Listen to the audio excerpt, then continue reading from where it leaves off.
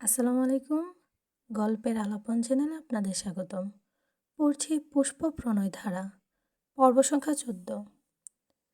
দুদিন ধরে কল ধরিসনি, বুঝলাম মোবাইলে প্রবলেম। কালকে hey, I am talk to you, look at me. এরা চোখ তুলে তাকালো অর্ণবের চোখের পানে। সব জায়গায় গাম্ভীর্যতা ধরে রাখা যায় না, অর্ণবও পারল না। এরা চোখে চোখ রেখে বলল, ঈশাদ ভাইয়ের তো কল ধরি নাই, রাগ করে নাই তো? এই, আমি তোর ভাই? অর্ণব রেগে বলল। তাহলে আপনি কি হন আমার? অর্ণব তাকিয়ে বলল, আই ওয়ান্ট ইউ। সহজ করে যদি বলি, আমি তোকে চাই, খুব করে চাই। আন্ডারস্ট্যান্ড? ভবিষ্যতে যেন বারবার বলতে না হয়। সবার সাথে যোগাযোগ না করলেও আমার সাথে করবি। জানালার বাইরে এরা চোখ রেখে বলল, এখন নিজেই যোগাযোগ করে না, একবার আসুক আর কথাই বলবো না। ওনার মা কত অপমান করেছে। গত দুদিন এরা সময় কাটে না, দুদিন যেন 2 বছরের মতো লাগছে। কতবার তুলিকে দিয়ে আয়ানকে কল করিয়েছে। বিকেলে এরা অপেক্ষা করতে করতে ঘুমিয়ে পড়ে। নিচ থেকে চেঁচামেচি শব্দ শুনে এরা ঘুম ভেঙে যায়। তখন তুলি হাঁপিয়ে এসে বলল, নিচে চল ইরা। এরা কিছু বলার আগেই তুলি ইরার হাত ধরে টেনে নিয়ে গেল। সিঁড়ি বেয়ে নিচে নামতে নামতে কাশেম হায়দারের চিৎকার চেঁচামেচি করতে শুনতে পায়।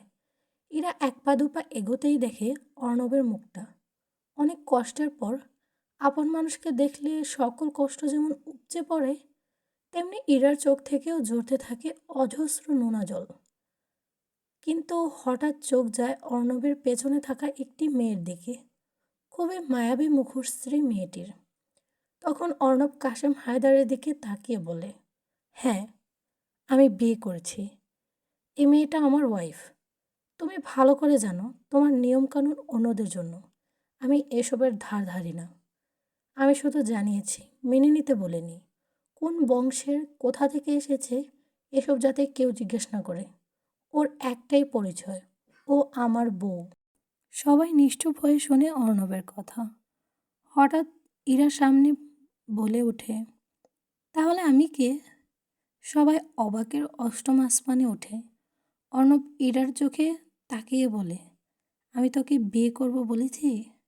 এরা অট্ট হাসিতে ফেটে পড়ে। আস্তে আস্তে হেঁটে সেই মেয়েটির সামনে দাঁড়ায়, হাত ধরে অর্ণবের সামনে এনে মুখোমুখি দাঁড় করিয়ে বলে, তুমি একটা স্ট্যাম্প তৈরি করতে পারো, বুঝলা? তোমাকে ডিভোর্স দেবে এটাও কিন্তু বলেনি। ইরা কিছু বলার আগেই কাশেম হায়দার ইরার গালে একটা থাপ্পড় মারে। থাপ্পড়টা এত জোরে ছিল যে ইরা মুখ থুবড়ে নিচে পড়ে। ইরা উঠে আবারও হাসে। কাশেম হায়দার বলল, কালকে আমার বাড়ি থেকে বের হয়ে যাবা। আমি তোমার মাকেই সঠিক শিক্ষা দিতে পারিনি, আর তুমি তো পুরোটাই পাপ।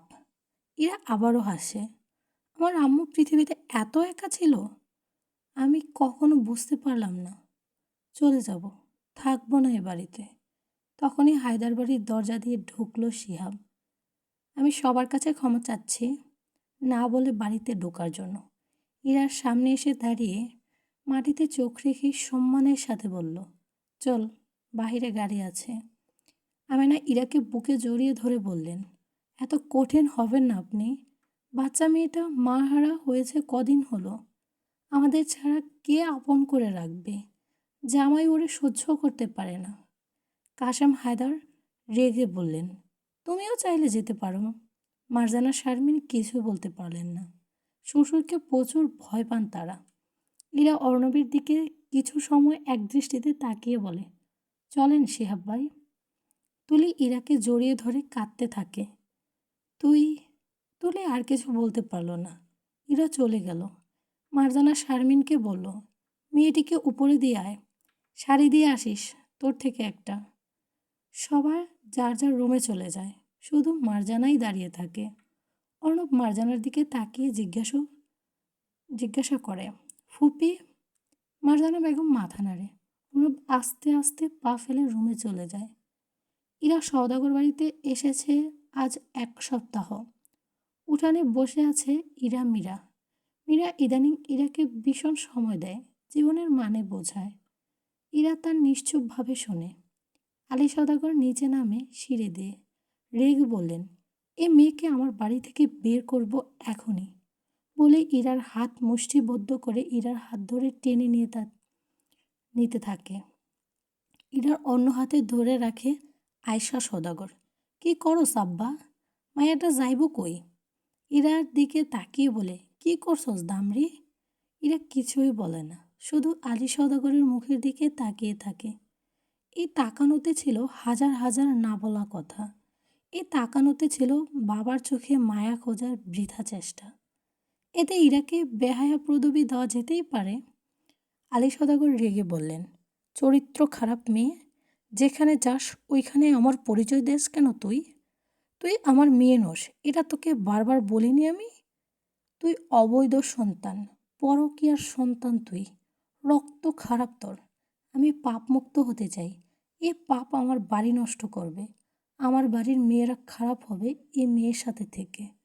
এরা এক মুহূর্তের জন্য মনে হচ্ছে ওর মুখটা পৃথিবীতে থাকলে ওর মায়ের নামটা বারবার চরিত্রহীনাদের তালিকায় যাবে।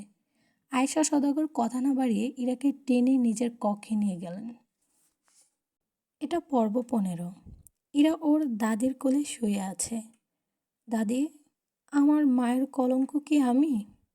কিন্তু আম্মু এমন শিক্ষা কেন দেয়নি? আমি আমার জীবনটা নিয়ে নিতে পারবো। সবাই তো কলঙ্ক ঝেড়ে ফেলতে চায়। আমার আম্মু কেন কলঙ্কের জন্য বাঁচতে চেয়েছেন? আয়শা ইরার মাথায় হাত বোলাতে বোলাতে বলল, তুই কি করছিস দামরি? টিনেজ লাইফে এক বিচক্ষণ লোকের প্রেমে পড়েছি দাদি। সব করলো বিচক্ষণ ব্যক্তি, কিন্তু দোষী আমি। মেয়েদের দোষারোপ করা সহজ, আর মানুষ সবসময় সহজ পন্থাই খুঁজে বেড়ায়। আচ্ছা দাদি, আম্মু থাকলেও কি আমি আজ দোষী হতাম? এতিমদের জন্য পৃথিবী বড্ড কঠিন। আল্লাহ ভালোই করেছেন বলো দাদি, আমার আম্মুকে আপনের ছদ্মবেশী পর থেকে মুক্তি করে দিয়েছেন। শুধু একটাই খারাপ হলো দাদি, কলঙ্ককে নিয়ে যেতে পারে নাই। সবার দুয়ারে দুয়ারে ঘুরতে আমায় রেখে গেছে। রাতে ইরা আয়শা সওদাগরের ঘর থেকে বের হলো। উঠানের পাশের পানির টেপ থেকে এক গ্লাস পানি ঢক ঢক করে খেয়ে নিল। সিঁড়ি বেয়ে উপরে ওঠে। দোতলার শেষ প্রান্তের রুমটার সামনে গিয়ে দাঁড়িয়ে থাকে বেশ কিছুক্ষণ। হাত তুলে দরজায় কড়া মারার আগেই দরজা ভেতর থেকে খুলে যায়। ইরা মুখ তুলে তাকায় নত আখিদ্বয়ের দিকে। ভেতরে আসবো শিহাব ভাই? আয়। ইরা আস্তে আস্তে রুমে ঢুকলো। একটা চেয়ার টেনে চেয়ারে বসলো। আপনিও বসেন শিহাব ভাই, কিছু বলবো আপনায়। হ্যাঁ বল। কিছু জিজ্ঞাসা করবেন না ভাই? এত রাতে কলঙ্ক কেন আপনার ঘরে? শিহাব অমায়িক মুচকি হেসে বলল, আমি কলঙ্ক সন্ধানী। পবিত্র মানুষে আমার ভীষণ অ্যালার্জি। কি বলবি বল? এরা চোখ বন্ধ করে দীর্ঘ নিঃশ্বাস ফেলে, আমার দায়িত্ব নেবেন শিহাব ভাই? ভালোবাসতে বলবো না, আমাকে আপনার সাথে রাখবেন। আমি জ্বালাবো না আপনায়, ভীষণ লক্ষ্মী হয়ে থাকবো। আমায় বিয়ে করবেন শিহাব ভাই? চোখ তুলে দেখল শিহাবের নত মুখপানে। রুমে যা, বলল শিহাব। এরা একদৌড়ে রুম থেকে বের হয়ে যায়। সিঁড়িতে বসে কাঁদতে থাকে। কিছুক্ষণ পর শিহাব রুম থেকে বের হয়। ইরার পাশ কাটিয়ে সিঁড়ি দিয়ে নেমে উঠানে যেতেই ইরা পেছন থেকে বলে, আপনি রাগ করে বাড়ি থেকে চলে যাচ্ছেন শিহাব ভাই? হুম, চলে যাচ্ছি। তবে রাগ করে না, কাল বিয়ে নিয়ে আসবো তো তোদের বাড়ি, তাই। এত রাতে কিভাবে? সকালেও তো যাওয়া যাবে। শিহাব আবারও মুচকি হেসে বলল, আমার নবনতুন বন্ধু আবদার সকাল হতে বড্ড দেরি। আমি আবার বন্ধুর ব্যাপারে বড্ড বেহায়া, হারিয়ে ফেলার ভয় আমার।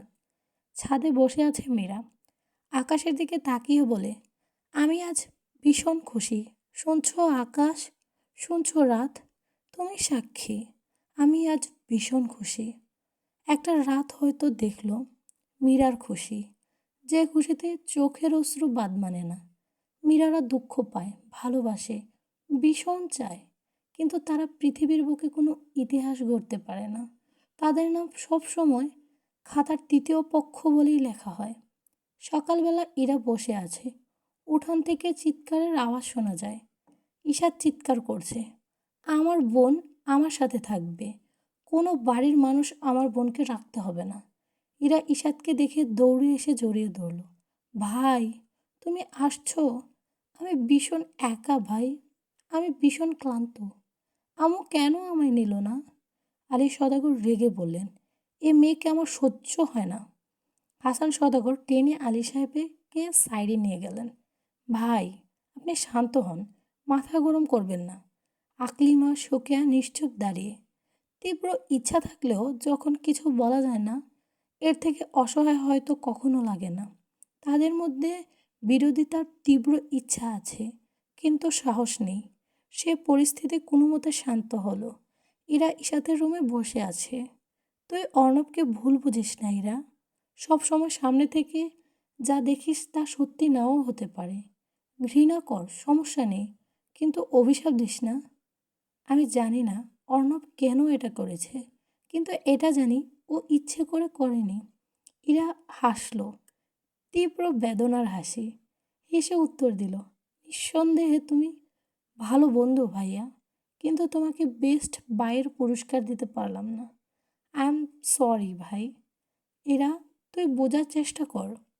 একটা কথা বলি ভাইয়া, আম্মু নেই আর আব্বুর আমি কেউ না, তাহলে তুমিই তো আমার একমাত্র অভিভাবক। ইরার গলা কাঁপছে। আমি শিহাব ভাইকে বিয়ে করতে চাই। ঈশাদ অবাক স্বরে, তোর কি মাথা নষ্ট হয়েছে? ইরা আবার হেসে বলল, কেন? তোমার বোনের যোগ্য না, নাকি ছেলে ভালো না, না দেখতে খারাপ? ঈশাদ ইরার হাত ধরে বলল, রাগের মাথায় অহয়তো সিদ্ধান্ত নিস না, বিয়ে নামক ব্যাপারে তো নাই। ইরা আবারও হাসল, এবার আর তোমাকে বদনাম করব না, কলঙ্কিত করব না। অভিভাবক হলে হও, না হলে না হও, আমার কারো দরকার নেই। শিহাবের বড় বাবা কামাল, তার সহধর্মিণী ফাতেমা আর দুজন তাদের রিলেটিভ হবে এসেছে সওদাগর বাড়িতে। উঠানের চারিদিকে চেয়ার দিয়ে বসেছে বাড়ির সবাই, কথা বলতেছে স্বাভাবিকভাবে। শিহাব রান্নাঘরে সখিয়ার মাথার কাছে দাঁড়িয়ে আছে। কিছু বলবে শিহাব? আমি ইরাকে বিয়ে করতে চাই, মনে হলো আপনাকে জানানো দরকার। আবার কর্তব্যও বলতে পারেন। সখিয়া করুণ দৃষ্টিতে শিহাবের দিকে তাকিয়ে বলল, তুমি বলেছ, আমি শুনেছি। তোমার চাওয়াকে আমি সম্মান করি বাবা, তুমি সুখী হও। কামাল সাহেব আলী সওদাগরের উদ্দেশ্য বললেন, আমার আমাদের ছেলের জন্য আপনাদের মেয়ের হাত চাইতে এসেছি ভাইজান। আপনি যদি রাজি থাকেন। আর ছেলে তো আপনাদের হাতেই বড় হয়ে ওঠা। আপনিও জানেন আমাদের ছেলে কেমন। আলী সওদাগর তাকালো ঈশাতের দিকে, তারপর বলল, ছেলে তো আমারই, আমার সমস্যা নেই, কিন্তু শিহাবের সাথে কথা বলতে চাই আমি। ভাই সাহেব, সবাইকে নিয়ে খাওয়া দাওয়া করেন, আমি মেয়ে দেখার ব্যবস্থা করছি। আর শিহাব, আমার রুমে আসো। রুমের খাটে বসে আছে আলী সওদাগর। দরজায় দাঁড়িয়ে শিহাব জিজ্ঞেস করলো, আসবো মামা? আসো। কিছুক্ষণ নীরবতা বিরাজমান ছিল। হঠাৎ নীরবতা ভেঙে আলী সওদাগর বলল, তুমি কি সত্যি সগানে এসব বলছো? শিহাব মুচকি হেসে বলল, সবাই একসাথে কলঙ্কমুক্ত হলে হবে না তো মামা। আমি আপনাকে ভীষণ সম্মান করি, তাই সম্মানের সাথেই বলছি। আপনি যতটা অবহেলায়, অসম্মানে, অপমানে ইরাকে বের করবেন, আমি তাকে ঠিক তার থেকে লক্ষ কোটি গুণ সম্মান, ভালোবাসা, গুরুত্ব ও আদরে গ্রহণ করব। যদি আপনার ভাষ্যমতে ইরা আপনার কেউ না, তবুও সমাজের খাতিরে ওকে আপনার কাছেই চাইলাম। তোমার ভালোর জন্য। আলী সওদাগর আর কিছু বলার আগেই শিহাব আলী সওদাগরের সামনে দাঁড়িয়ে চোখে চোখ রেখে বলল, জীবনের কোনো বাঁকে যদি জানতে পারেন আপনি সম্পূর্ণ ভুল ছিলেন, সেদিন নিঃশ্বাস নিতে পারবেন তো মামা?